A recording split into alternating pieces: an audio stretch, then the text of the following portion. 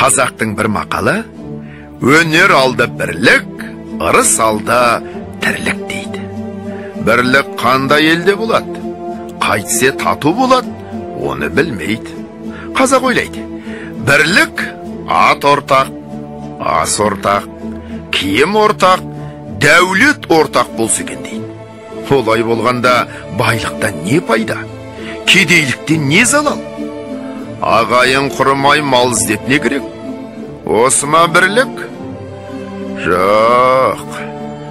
Бірлік ақылға бірлік, малға бірлік емес. Малыңды беріп отырсаң, атасы басқа, діні басқа, күні басқаларды жолданып бірлік қылады. Бірлік малға сатылса, антұрғандықтың басы осы. Ағайын алмай бірлік қылса керек. Сонда әркім несібесін Құдайдан тілейді. Әйтпесе Құдайдан тілемей, шаруа іздемейді. Әуелі біріне бірі пәлез дейді.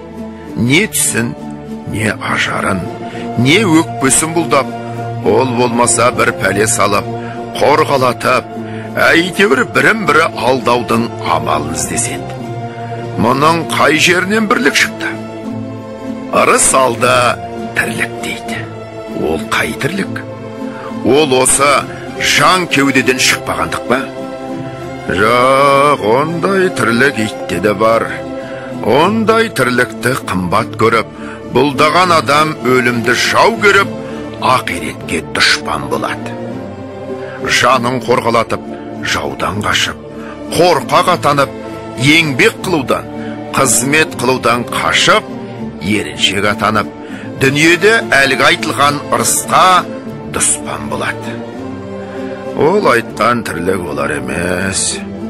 Көкірегі, көңілі тірі болса, соны айтады. Өзің тірі болсаң да, көкірегің өлі болса, ақыл табуға сөзі қалмайсың. Адал еңбекпен ерінбей жүріп мал табуға жігер қыла алмайсың. Кеселді жалқау қылжақ бас, әзір тамақ әзір ас.